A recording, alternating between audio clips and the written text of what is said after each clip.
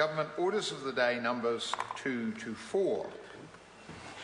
Minimum Wage Starting Out Amendment Bill, Committee Stage. Student Loan Scheme Amendment Bill number 2, Committee Stage. Reserve Bank of New Zealand Covered Bonds Amendment Bill, Committee Stage.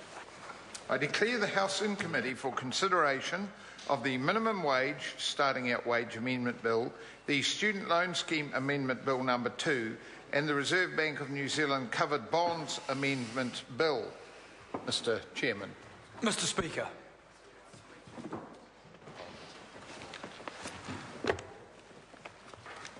Sure, Mr. Chairman.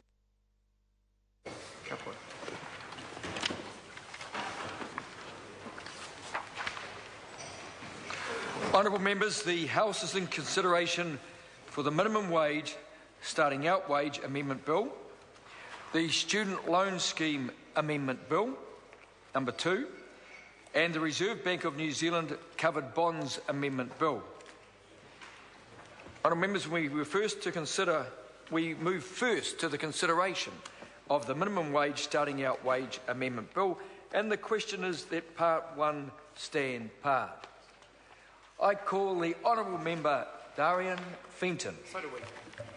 Thank you very much, Mr. Chair. And I'm privileged to be the first to stand on my feet from the Labour opposition to strongly oppose the Minimum Wage Starting Out Minimum Wage Starting Out Wage Amendment Bill. And I wanted to start by just reminding listeners and the people who've taken a great interest in this debate exactly what this bill does. What this bill does is return us to youth rates of a kind we haven't seen since last century. For 16 and 17-year-olds starting out in their first job, they can be employed on 80% of the minimum wage. Fair enough, you may say.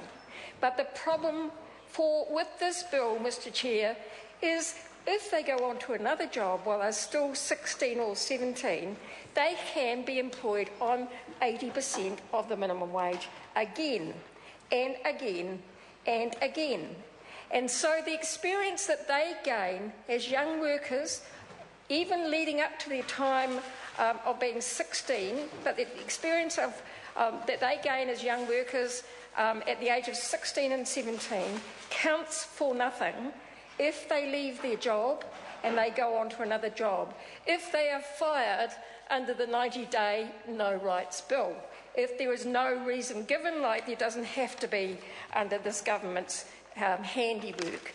So what it means is it's basically a revolving door youth rates. It's not a starting out youth rates. If the government was serious about starting out, they would have stuck with the provisions that were already in the bill, which apply to 16 and 17-year-olds only for 3 months or 200 hours, whichever is the greater. And that applies only once. So all of the arguments that have been put across the House about how this gives a young worker a chance, how they need to have time to gain experience, and so on, are just rubbish, because no one can convince me someone that works for 6 months in a job at 80%, at $11 an hour, does not gain experience and then deserves to have their pay cut if they move on to another job. Now, 16 and 17-year-olds, we want, and the government says it wants, we want to see them in study. We want to see them at school, at Polytech, at university, in apprenticeships. And the opposition, the National Party says that's what they want to see. Now, if that is the case, many of them will be working part-time in part-time jobs. So they'll have a job in the holidays, in between times. They'll have a job after work, perhaps, Mr. Chair. But those jobs will be jobs that often are temporary, that don't carry on for 6 months. And so for those people, those young people who are trying to get ahead by studying, they're going to be in a situation where every time they start a new job and they're 16 and 17, they are going to have to go back down the ladder to 80% of their adult wage.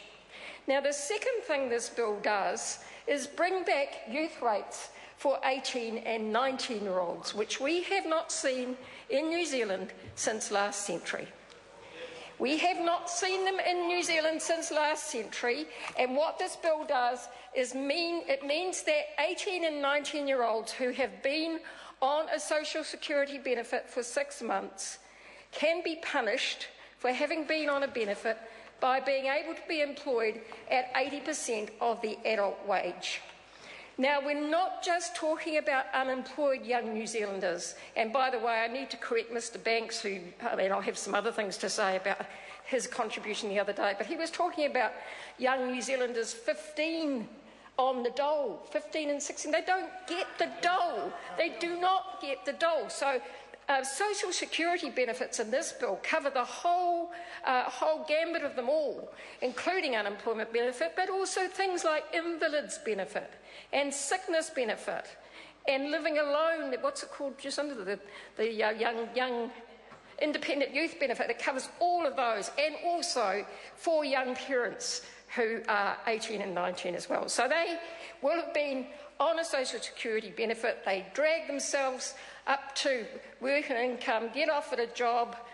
It's on 80% of the adult wage. They say under this bill, oh, look, I'm sorry, work and income, I cannot manage on 80%. I can't manage on $11 an hour. But what this bill will allow is if work and income has deemed that job to be satisfactory in their terms, and we all know how tough they've become recently and how unfriendly and what an awful place it is for an experience for so many people. If they deem it to be a job that is satisfactory, they can then say to that worker, Mr Chair, Darian Fenton. They can then say to that 18 or 19-year-old, well, I'm really sorry, but you have to have a stand down of 13 weeks. So they get doubly punished. First of all, by dragging themselves off a benefit. Most of them will have been on a social security benefit through no fault of their own. They will have tried hard to get a job. They apply for a job, and then they get told, because they cannot afford, an 18 or 19-year-old cannot afford to live on $11 an hour, and they want to look for something else. They get told by Work and Income that they're being sanctioned and they're going to be punished by having a stand down for 13 weeks. There are other issues around this bill that have not been answered and were not answered satisfactorily in the Select Committee.